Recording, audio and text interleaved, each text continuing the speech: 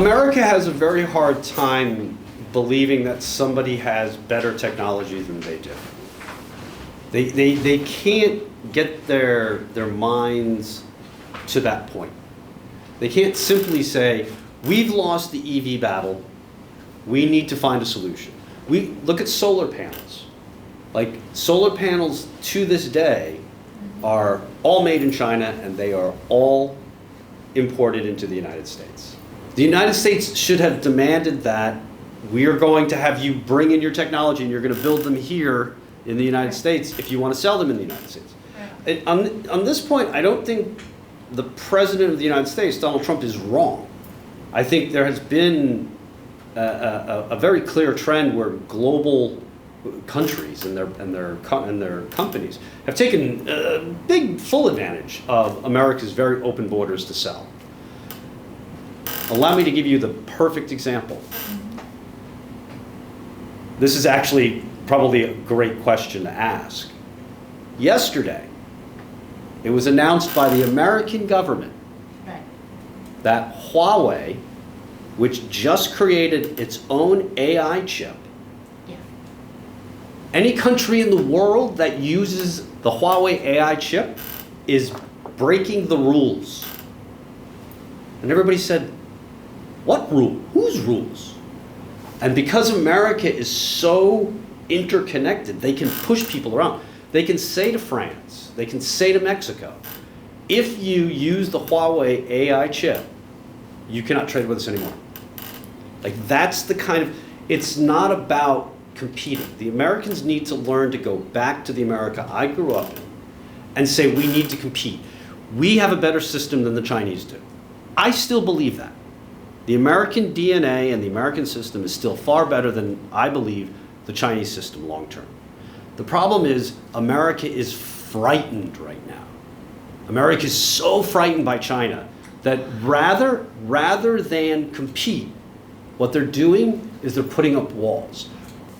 So everybody now knows that the AI chip from Huawei is most likely far superior and cheaper than what NVIDIA produces. So if you think DeepSeek was a big moment for China, if Huawei actually has produced what everybody thinks they've produced, it's going to make DeepSeek look like nothing. So if you go back 10 or 15 years, it was very clear that the United States and the government, nobody cared about China. And China and from actually Deng Xiaoping's time, there was a very famous strategy that he called hide and bide, meaning hide your capabilities, don't show the world how good you are, and take your time as much as possible. Xi Jinping changed all that. He decided, no, we now need to, we're now a global power. And we wish to be able to work as a global power, to be respected as a global power. Now, you can debate whether or not China is actually a global power, but that is the position of the Chinese government. The United States then decided this is now serious. But because it happened so late, China had already made progress. China had already, we call it escape velocity. It had already reached a point where you could not contain it anymore. It already dominates manufacturing. It has some of the best high technology applications in the world. It has the best robotics. Anything that you can think of. And again, DeepSeek, Huawei. If you can imagine that for the last 5 years at least, maybe closer to 10, the US government has operated a containment policy. We are not going to allow China to access high technology chips, manufacturing equipment, all of these things. And still, China has achieved what it's achieved. So can you imagine if China was allowed to have easy access to everything? That is why right now, the American powers in Washington, D.C. are genuinely frightened. I don't think they should be. I think there needs to be a recognition that we have an a new superpower in the world, we should find a way to be able to work together.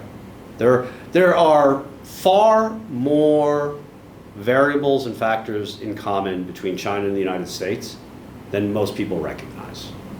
The people are very similar in how they sort of go about their daily lives. I would say Americans and America has far more in common with China than it does with France or Germany or Switzerland or anywhere in Western Europe. So it's a concern for me because, again, like I said, Sun Bingfa, right? If America gets to the point where they're worried that China is going to become a greater superpower, America's going to do something, possibly, that may not be good for anybody.